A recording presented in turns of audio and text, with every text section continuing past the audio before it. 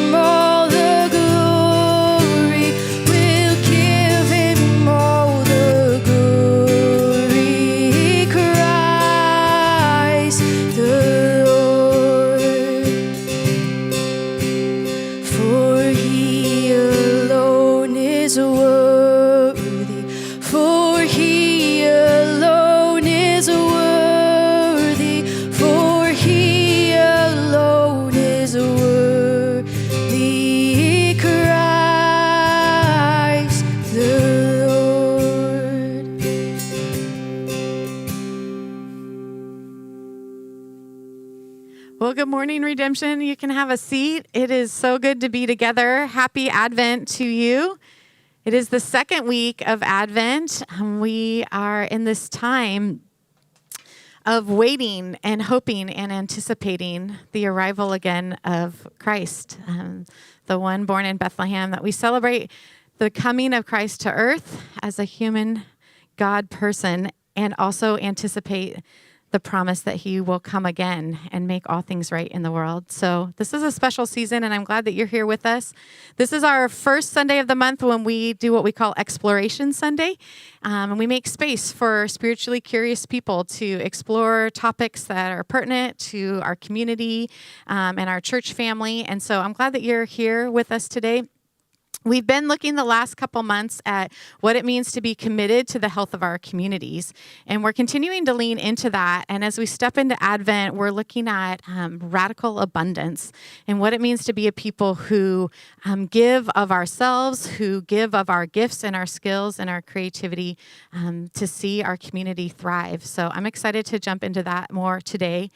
Before we do that, I've asked Joy and Colin Parker if they would light our Advent candles for us. So they're going to come up and light our candles.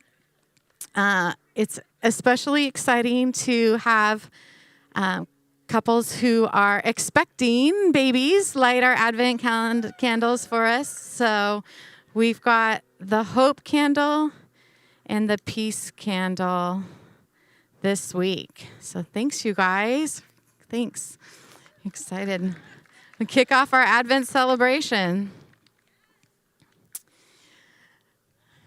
So as we step into this Advent season and continuing to be committed to the health of our communities, we've invited some guests that I feel like really embody this quote that I read this week that I want to share with you. You know, throughout history, it's been the artists who have been the prophets and the truth tellers and the ones who show us the beauty in the world, particularly in times when maybe it's hard to see that. I read this quote in my Advent devotion this week. It says, "With Christ's coming, we learn that the most dangerous place for Christians to be is in comfort and safety, detached from the suffering of others. Places that are physically safe can be spiritually deadly." And I'm particularly excited about our guests this morning because I feel like they embody the truth of this quote, that they have chosen to step into the suffering of others and to offer their creativity, to offer their skills and gifts. So I'm going to start by introducing Reverend Gayle Heuser, who is with us. Some of you may remember a sermon that I gave a couple years ago where I talked about this extravagant dinner party where the courses just kept coming and coming, and I was so confused about this grace that was bestowed on me. Gayle and her husband Roger were our hosts that evening, and so I'm particularly excited to introduce you to our friends. They've been dear friends who really, for Moses and I, represent hospitality and graciousness and faithfulness to the Lord. Apart from that, she is a spiritual director. She has a master's in leadership and spirituality, a master's of divinity, and she is a senior hospice chaplain. And she's also trained and performed as an opera singer. And so she is going to be sharing with us this morning how all of that kind of converges into her ministry in the world. So Gayle, I'm so happy to welcome you. Would you welcome Gayle with me this morning?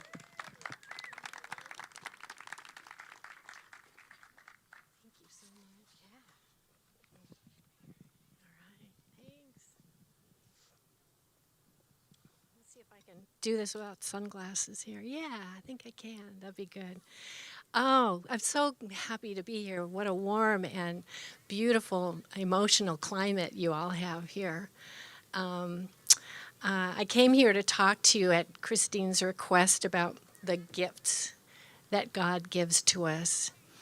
And every one of us has them. They come in all shapes and sizes. Thank you so much for this kind invitation to share a little of my small story in light of God's great story. It's really fun. So the first obvious gift of which I was aware in myself was my singing voice. Since childhood, I felt a deep urgency. It was an urgency to sing, and I couldn't ignore my desire to gain skill and to learn to perform. It was an early dream of my life, and I was just ecstatic for the opportunity to study and then sing as my profession. I'm still surprised at the places it took me, and I had many, many happy experiences in the opera.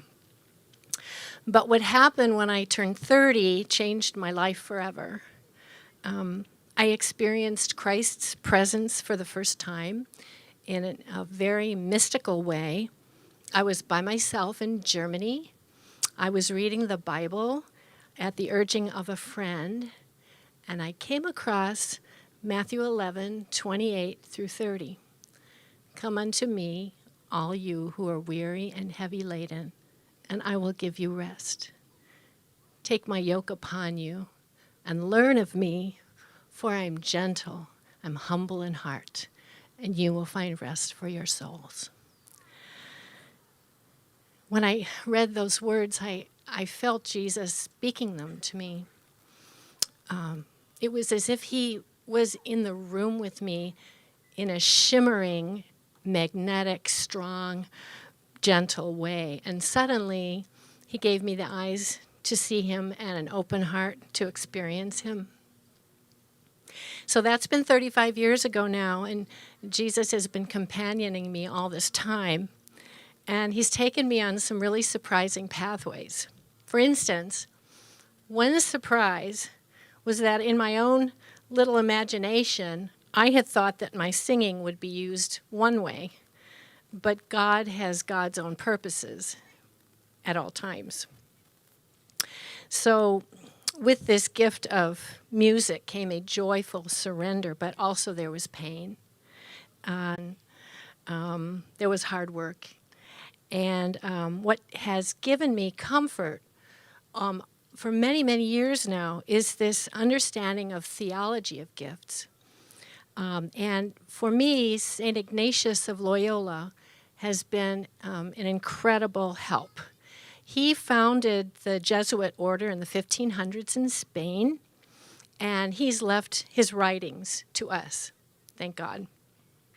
So let me read you some of the principles and foundation, which is the introduction to St. Ignatius' spiritual exercises.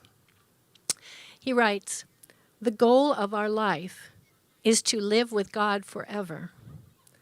God, who loves us, gave us life, and our response of love allows God's life to flow into us without limit. All the things in this world are gifts of God, presented to us so that we can, number one, know God more easily and make a return of love more readily. To frame our gifts in that manner is kind of very freeing. To the purpose for all the things you've been given, they displace God and hinder our growth." And he concludes, "In everyday life, we hold ourselves in balance before all these created gifts. We do not fix our desires on health or sickness, wealth or poverty, success or failure, long or short life. For everyone has the potential of calling forth in us a deeper response to our life in God." I think those words are incredible, and it's taken me years to really begin to understand what they're saying to me. So what does this invite you to think about this morning?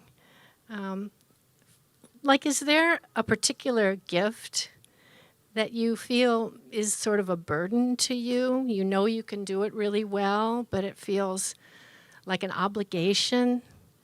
Have people said to you, "Oh, you should really do something with that. If you don't, you're wasting your life"? If you're like me, perhaps you've felt the heaviness and the weightiness of that.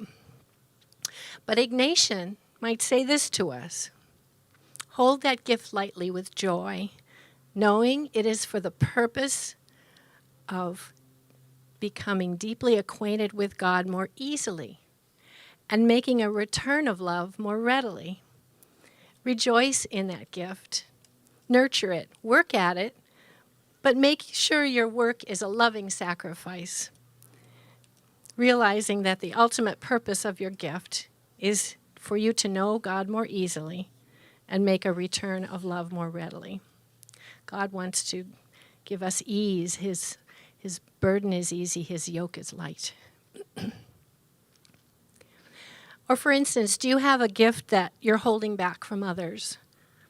So we humans are divine image bearers, and we're given gifts for the good of the whole body. How might you be invited to share a gift that you have, maybe even a hidden gift? I just love what you guys are doing here, encouraging others to give for the whole, the good of the whole body of Christ. Have you been disappointed that your gifts didn't seem to get you where you expected to be? I struggled for this for what seemed like forever, but over time I've come to realize that all gifts belong to God, and He has His own timing and purpose. And the gift may not come to fruition as you expect, but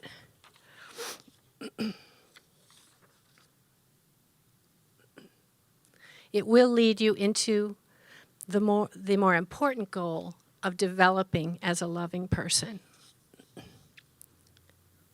So if you're aware of a gift you have, I want to stand here before you and humbly urge you to nurture your desire, to take time with this gift, to take it seriously, to train for it, but to hold it lightly.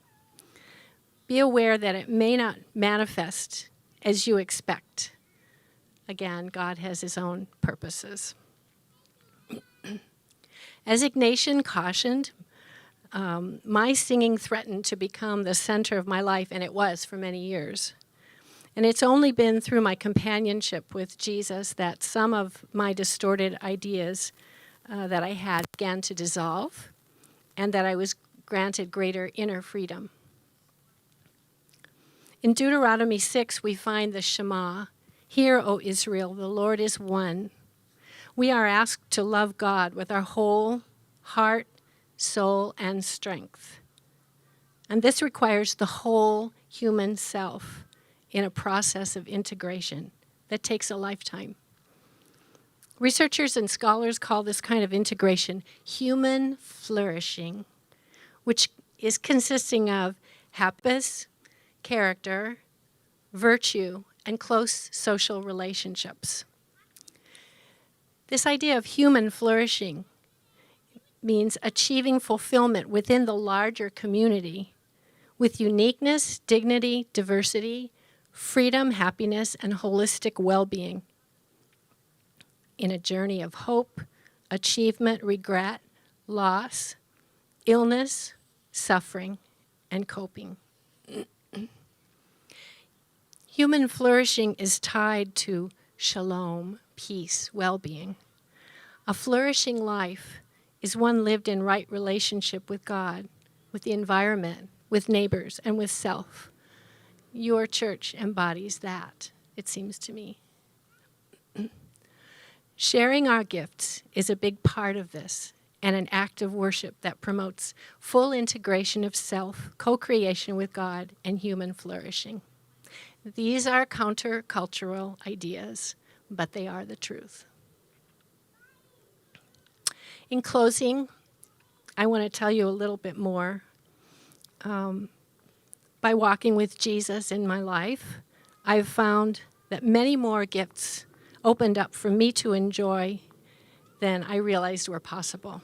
For instance, I discovered that entering and validating the inner world of another person and hearing their story of God through sacred listening was something that I was passionate about and that comes easily to me. So something we're passionate about and comes easily seems a pretty clear illustration of a gift. So I'm a lifelong seeker and I'm very curious. So I answered the call to become a spiritual director, which is a ministry of companionship and listening presence. And then I started to wonder, how can I companion people who can't come to me, who are homebound, or maybe they're sick, but they still need to be listened to? And I also wondered, well, how can I share my singing with them if they should find that comforting? I realized that the pain I had experienced, God had transformed that pain into all sorts of compassion within me. And I said yes to this urging and decided to enter the training and study for chaplaincy. And as Christine said, I now work in hospice care, which is end-of-life care for the dying. And I support the people who are dying and their families in all sorts of ways. And I get to sing for people who have Alzheimer's disease. And it's one of the great joys of my life. I would say more so than any earlier joys in, singing in professionally, to hear someone sing with you when they can't talk, but they can sing. So I want to encourage you today, each one of you, to say yes to love, to God, to gifting, surprises. Say yes to God, who is initiating a blessed life and a consecrated purpose for you. for God who wants us to flourish. And I believe our intentional yes joins us to God's outpouring of love and to the very process of creation. Thank you, and God bless you.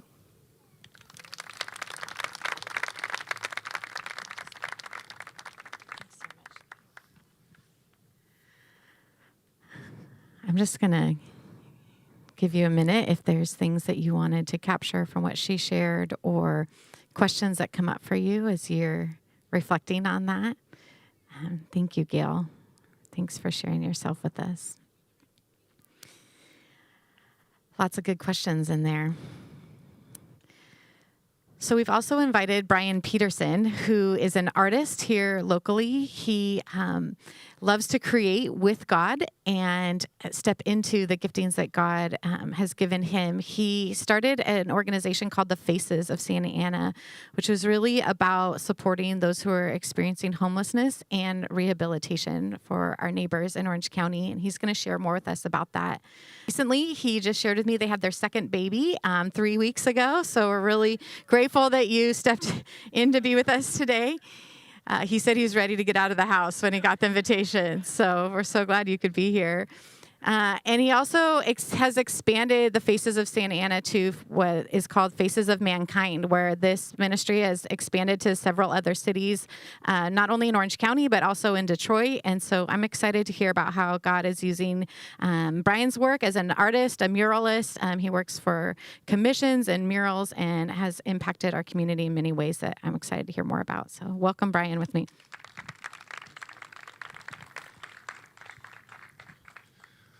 Yes, I am really excited to be here. 3 weeks in, I was going stir crazy, and I was telling Jeff this morning, my assistant told me the other day, she said, hey, there's a church that wants you to, and I said, yes, yes, please, yes. And so don't tell my wife I said this. Hey, I'm going to tell you a couple stories today. I love telling stories. I feel like God's been and is still writing a story in my own life. And so I often find that when I tell the story he's written in me and through me, it sort of unlocks stories in other people. So I'm first going to tell you how Faces of Santa Ana actually started. So 6 years ago, as a new believer, just gave my life to the Lord, maybe a month in, and I just became addicted to Jesus. And so I started reading every book I can. I picked up this book called Love Does by Bob Goff. And I'm reading this book night after night about what it looks like to love. Bob advocates that love is a verb. And so how do we love our wives, our husbands, our kids, our coworkers, our neighbors? So I'm on my couch one night reading this book about love, about loving my neighbor, and I hear this man screaming outside of my window in downtown Santa Ana. Reading about loving my neighbor, and I hear my neighbor screaming, a man experiencing homelessness. Me and my wife would often call him the screaming homeless guy. He lived right outside of our window, and he would disrupt our sleep often. But this day I'm reading about loving my neighbor, and his screams went straight into my heart. And I told my wife, Vanessa, I said, we got to get to